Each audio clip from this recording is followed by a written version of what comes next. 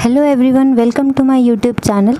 हम पढ़ रहे हैं भारतीय संविधान का भाग 5 means part 5 of the Indian constitution, जिसमें बताया गया है संघात्मक शासन अथवा संघ सरकार के बारे में।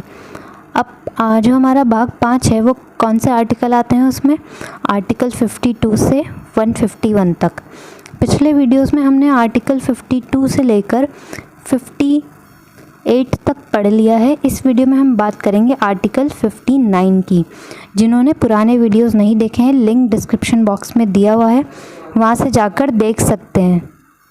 तो चलिए देखते हैं article 59। So let's see what article 59 says.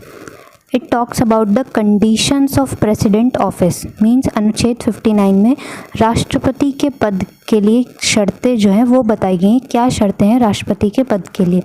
तो अब इसमें इस आर्टिकल में 4 क्लॉज हैं। चलिए पहला क्लॉज देखते हैं। राष्ट्रपति संसद के किसी सदन का या किसी राज्य के विधानमंडल के किसी सदन का सदस्य नहीं होगा, और यदि संसद के किसी सदन का या किसी राज्य के विधानमंडल के किसी सदन का कोई सदस्य राष्ट्रपति निर्वाचित हो जाता है तो यह मान लिया जाएगा कि उसने उस सदन में अपना स्थान राष्ट्रपति के रूप में अपने पद ग्रहण करने की तारीख से रिक्त कर दिया है। ये मैं इसको बहुत शॉर्ट में भी आपको बता सकती थी, पर ये बहुत डिटेल में आपको अच्छे से समझ में आया इसलिए बताया है कि अगर जो राष्ट्रपति जो है वो किसी भी जो हमारी पार्लियामेंट है, संसद है, उसका जो है वो कोई सदस्य नहीं हो सकता, और जो हमारे राज्य की विधानमंडल होती हैं उसका भी राष्ट्रपति सदस्य नहीं हो सकता। और अगर वो कोई सदस्य राष्ट्रपति निर्वाचित हो भी जाता है तो उसकी जो संसद में जो सीट होती है उसको खाली छोड़ दिया जाएगा। मीन्स वो अपना राष्ट्रपति पद ही धारण कर सकेगा। जो सीट होगी पार्लियामेंट में या राज्य की विधानमंडल में वो उसको छोड़नी होगी। अब देखते हैं दूसरा क्लॉज।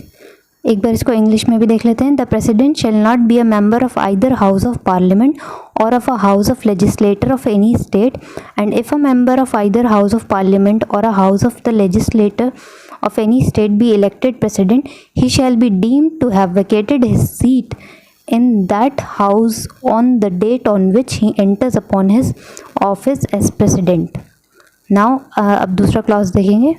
दूसरा क्लॉज कहता है राष्ट्रपति अन्य कोई लाभ का पद धारण नहीं करेगा। मीन्स राष्ट्रपति जो है वो कोई भी और लाभ का पद धारण नहीं कर सकता। सिर्फ वह राष्ट्रपति के पद पे है तो वो राष्ट्रपति का ही पद रखेगा। Means president shall not hold any other office of profit. Now तीसरा क्लॉज देखते हैं।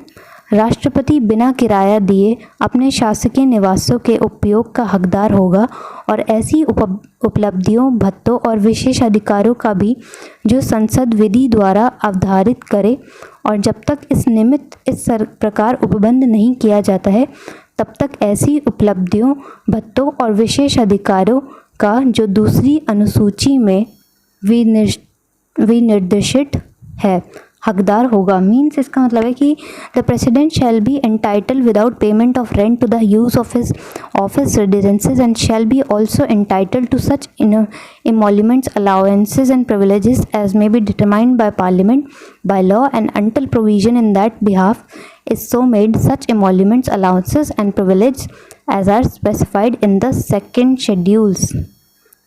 सो आई होप आप समझ गए होंगे। नाउ अब चौथा क्लॉज देखते हैं। राष्ट्रपति की उपलब्धियां और भत्ते उसकी पदावधि के दौरान कम नहीं किए जाएंगे। Means the emoluments and allowances of the president shall not be diminished during his term of office. So this is about Article 59. I hope now you will know about Article 59. आप जान गए होंगे आर्टिकल 59 में क्या बताया गया है, कैसे किस तरीके से बताया गया है। पूरी डिटेल में हमने आपको बताया है और दोनों लैंग्वेजेस में बताया है। ये बहुत ही इंपॉर्टेंट है कि दोनों लैंग्वेज में आपको जिसमें भी समझ में आए अच्छे से उसमें आप समझ सकते हैं, उसमें जान सकते हैं। अगर आपको वीडियो पसंद आया हो, वीडियो को लाइक करें और हमारे चैनल को सब्सक्राइब करें। अगर अभी तक आपने नीचे रेड बटन सब्सक्राइब लिख कर आ रहा है वो नहीं दबाया है तो उसको दबा लें, और बेल आइकन को भी दबाएं, जिससे कि हमारी लेटेस्ट वीडियो का अपडेट्स आपको रेगुलरली मिलता रहेगा। Thanks for watching.